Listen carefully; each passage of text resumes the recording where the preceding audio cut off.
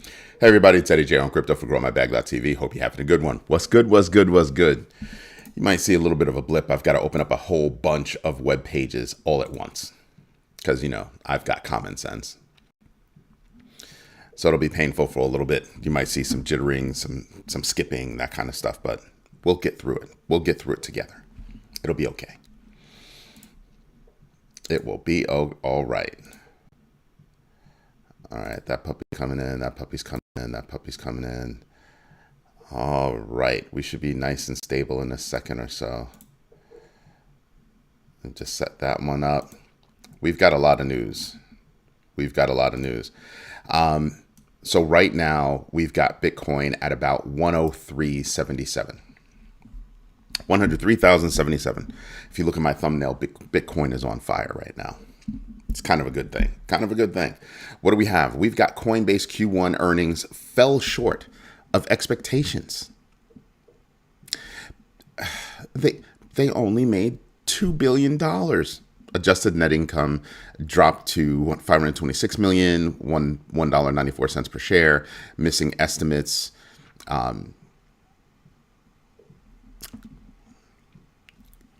They announced yesterday that they're buying Deribit, a derivatives exchange, a crypto derivatives exchange.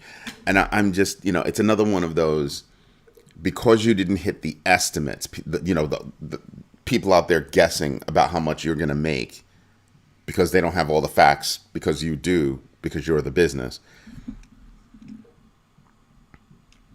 The stock market is a funny place.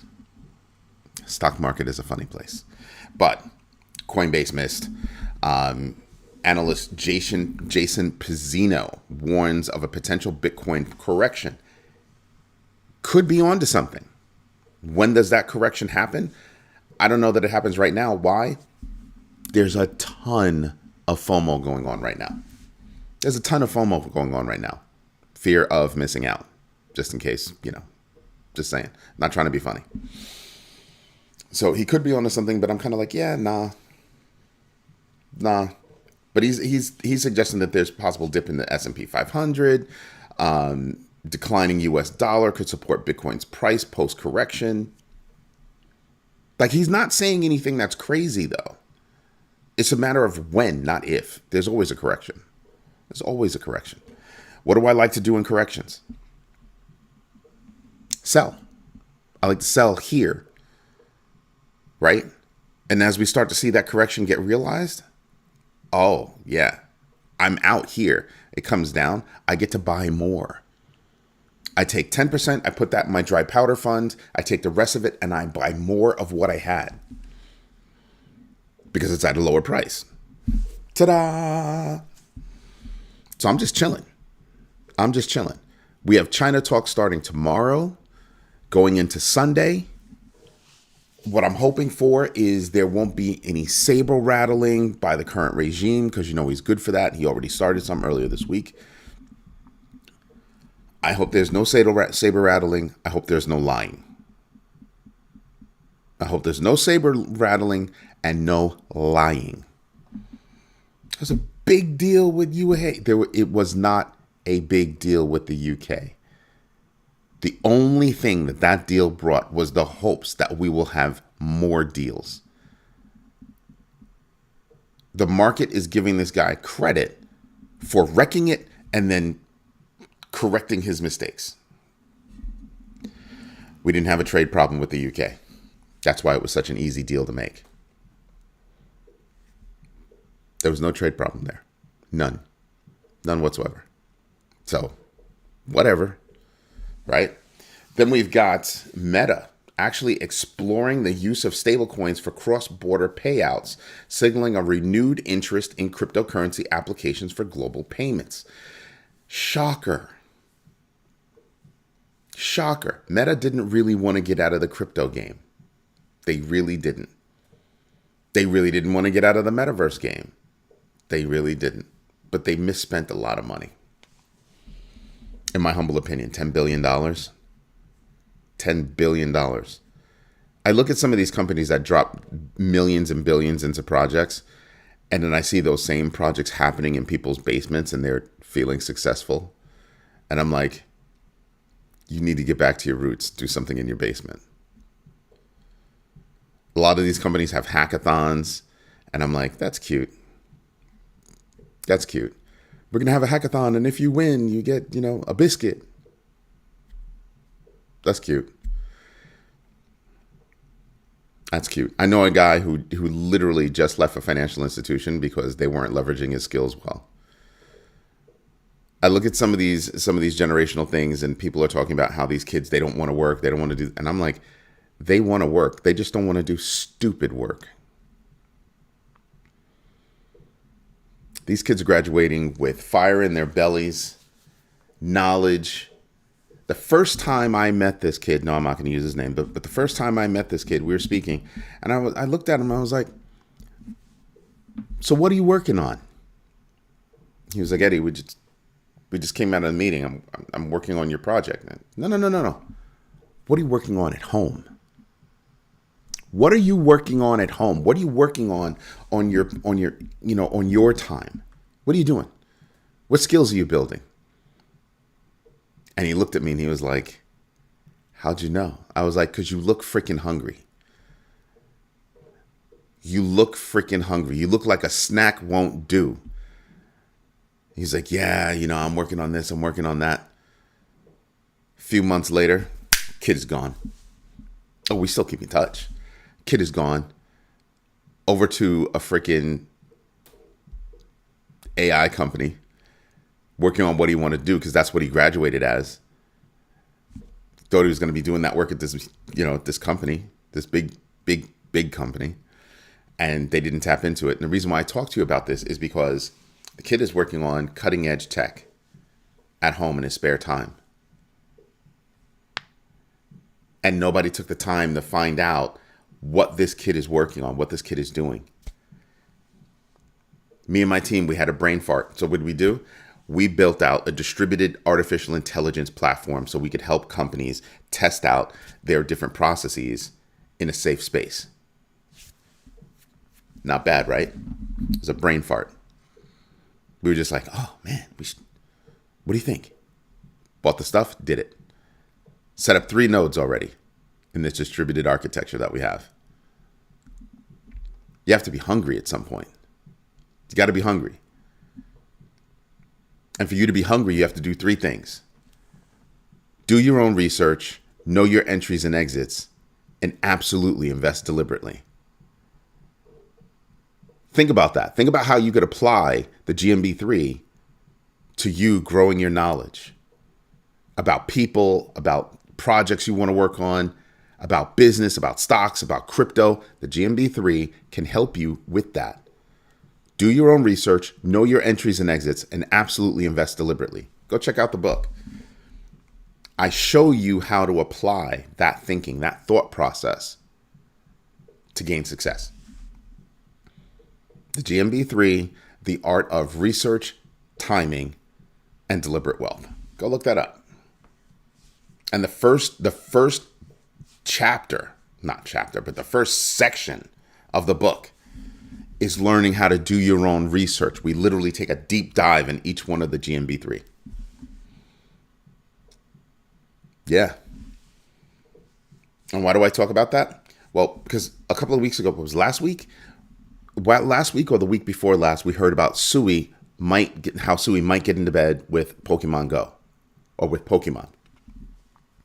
Then we hear about how Sui is buying, a Web3 company. And that further gets into the space of, holy smokes, that Pokemon deal could be true.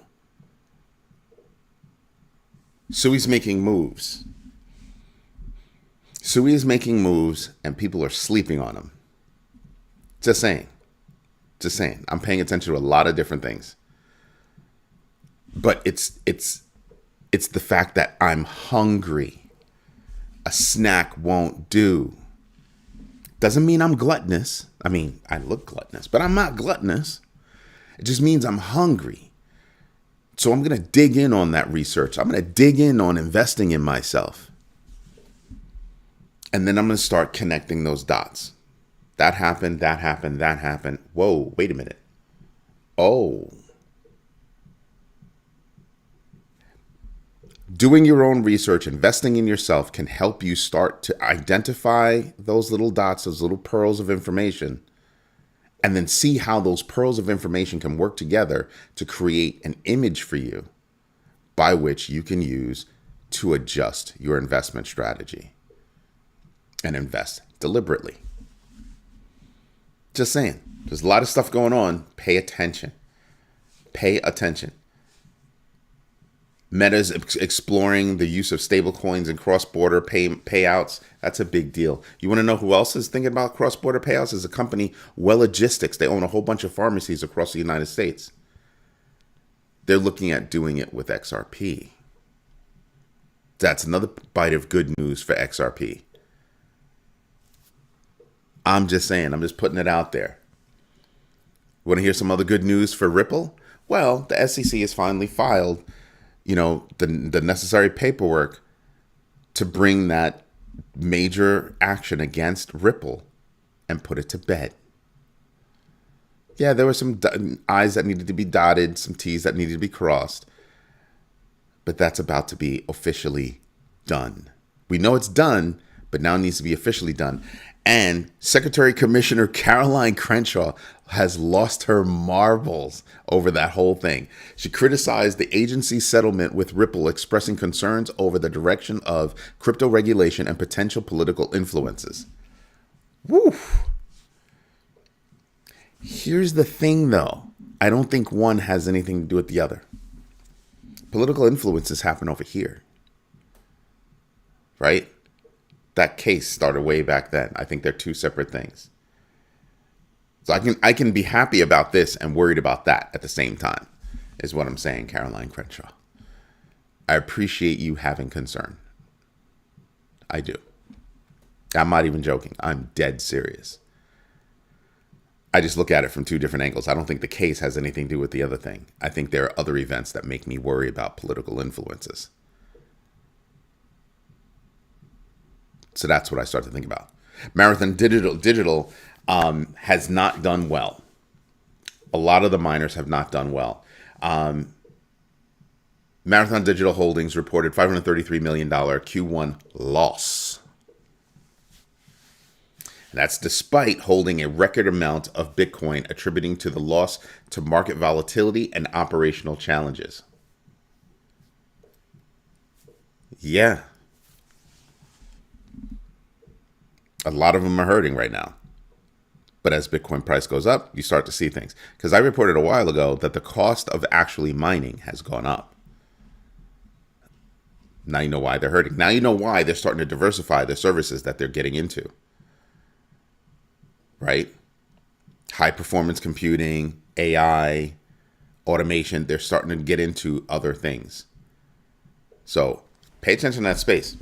I would really pay attention to that space. Crypto exchanges are increasingly influencing industry regulation with their compliance practices, potentially setting standards for the broader cryptocurrency market. Remember when I told you that if an exchange buys a bank or a brokerage, they get the chief risk officer, and that chief risk officer probably knows more about risk and about how to deal with the federal agencies than anybody on their current staff? That's one of the reasons why you buy a bank. Banks have to jump through a lot of hoops. I told you it's easier for an exchange to get into banking than it is for a banking organization to get into being an exchange. Even though yesterday the OCC reiterated that, hey, banks don't have to ask permission to handle crypto on behalf of their customers. That was the big clarification. They said this before, that banks could get into it, but that clarification about not having to ask for permission first. Like, yeah, sure. That's a normal part of your business now. Go ahead. That right there was the pearl. That was the pearl. Pay attention. There's a lot to pay attention to, and that's one of them. Just saying. Just saying. What else do we have going on? Steak and Shake, big chain, announced plans to accept Bitcoin payments nationwide, partnering with a crypto payment processor to roll out the service across all U.S. locations. You can't tell me that's not interesting. We were seeing investment before, and now what are we seeing? We're seeing adoption and integration. Told you, that's when things will start to really take off. So logistics, Steak and Shake, ooh, it starts to get interesting with all that, doesn't it? Yes, it does. Treasury Secretary Scott Bessent criticized the Senate's failure to pass the Genius Act because it missed by a smidge, right? Missed by one vote. And there was a Republican up in there that was like, nah. There must be something funny about not just the bill, but everything surrounding the bill. Who's involved with it? Because does the bill, and this is going to be my question for a while, does the bill favor USD1? Because they still have that $2 billion shady transaction. More than shady. And you have a lot of people pulling out of that because of that situation. So it's created more problems than anything else. TD Bank experienced a data breach attributed to an insider compromising customers' social security numbers, account information, and addresses, raising concerns over internal security measures. So the Canadian Broadcasting Corporation had a clip of mine on there talking about TD Bank. Here they are in the news again. TD Bank is having a hard time being a bank. Remember the whole money laundering situation that TD Bank was involved in? Yeah, that's not over with yet. And now they have this data breach because of an insider problem. Yeah, that Canadian company's got issues. They've got issues, and I think we should be looking at them. I really do. But you know what we should do?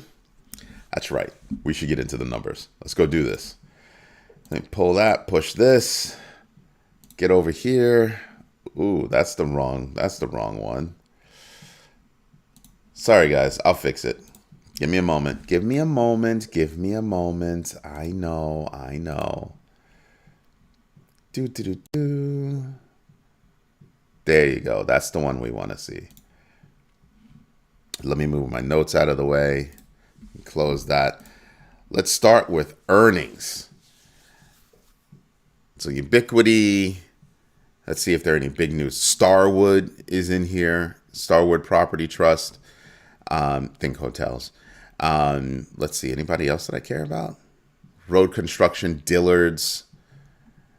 Anybody else I care about? Nah, not really. I mean, other people might care about these companies, but this is kind of quiet for me. There's nobody on here that I'm really interested in. Today, what do we get? A whole bunch of Fed speak after all the numbers that we got yesterday. We got jobless claims yesterday, U.S. productivity, wholesale inventories. It's been on all right a couple of days. Fear and greed index is at 73. I told you it was going to go up because it's backward looking. Duh. Excuse me. It's probably going to go up again. Why? Because we're healthily into the 103 area for Bitcoin. You can see how stable coins are bumping up. You can see how the traffic is, the volume. Yeah. Look at the volume over here versus the volume over here. Look at the volume over here versus the volume over. I'm just saying we're starting to be on an uptick. I think we're starting to be on an uptick, and that's what I'm paying attention to. This is nuts. That volume spike right there, volume spike right here. Just saying. I'm paying attention to different things. And there we are. Yeah, I got it. So we hit a spike right here. We dipped for like 2 seconds, and then popped up again. So not only are we fully outside of my pink band, which went from 93,434 to 99,655, but we also passed a previous barrier at 102,771, and we're kind of hovering around there. Our next big jump is 109,337. Could we do it right now? It's highly possible. If I buy anything right now, it would be with my trading wallets, because that's going to be the lowest amount of profit that I'm going to see. But there's still profit to be made. From here. Because I don't think there's a way that we don't hit and create a new all-time high.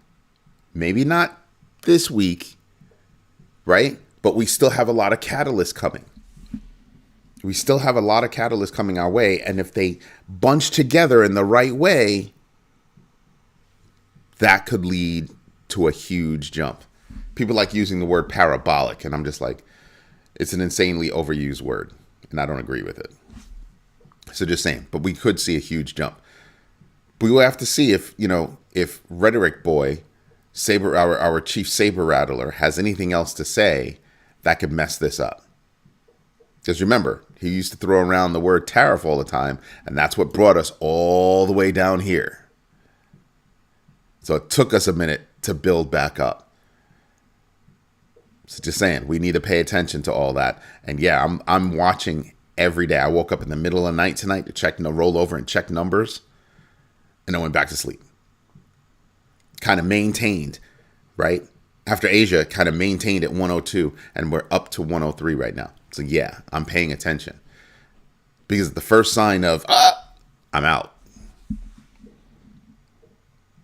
I'll be out. And like I said, the plan would be dump, wait for everything to come down, take my 10%, put it in dry powder, so I can have a taste of that win, and then wait. Now, for all these people that are running around talking some nonsense about how, Bitcoin's going to overtake gold, Bitcoin has to be $1 million to do that. And that's assuming that gold doesn't move. So you see why gold and Bitcoin and not just Bitcoin? That's why. What else do we have on the big board? On the big board, we see a lot of deep green. Look at that, Ethereum. I don't know. Wasn't it just last week that Ethereum was like below 1,800? And now Ethereum's at 2,350? You have Psy leaving Cosmos and coming over to the Ethereum fold, going fully EVM. Yeah. Interesting, no? Yeah, I think it's interesting. XRP is shooting up. Hype is shooting up. Let's see. Near is shooting up a bit. Pepe is shooting up a little bit. Link quietly is up to 16. Wasn't it just a little while ago? It was at like 12. Remember when it was at 10? It's at 16 now. If you got in when it was 10, you just made 60%. Everybody's a rock star when the market is going up. What were they telling you when the market was down? They were just selling you hopes and dreams. While this community was bringing you news, bringing you ideas, strategies, taking deep dives into coins, offering you a safe space to talk about investment. Pay attention to that. Everybody's a rock star when the market is going up. But the real people are down with the GMB. Just saying. What else do we have? We want to look at the numbers straight across the board. Look at that. Ethereum only down 33%, 33.64% for the year to date. Not bad. We're seeing some upward momentum. Even even XRP is getting in on that. And Solana, it's getting in on that a little bit. If you bought 30 days ago, you're up 54%. Ta freaking da. Just saying. You got to pay attention to things. You have to understand the rhythm of coins, the rhythm of the market, and how certain kinds of news can affect that market so that you're always ready. Invest in yourself first, right? Do your own research, know your entries and exits, and absolutely invest deliberately. Just saying, we have a lot of stuff going on, and you have to be mindful of those people that are always just, oh, it's going to go up, it's going to go up, it's going to go up, it's going to go up. Yeah, okay. Yeah, all right. Thanks for nothing. Well, we're talking to you about what technology is out there, how it's being leveraged, how it's being adopted, where is it being used. Even when I don't agree with certain decisions, Robinhood, for example, is considering Solana and Arbitrum, right, for tokenization. I don't agree with that. But that is an option for them, and they are considering it. So to me, what it says is we're going to do RWA. We're just trying to figure out which one of these technologies we're going to use.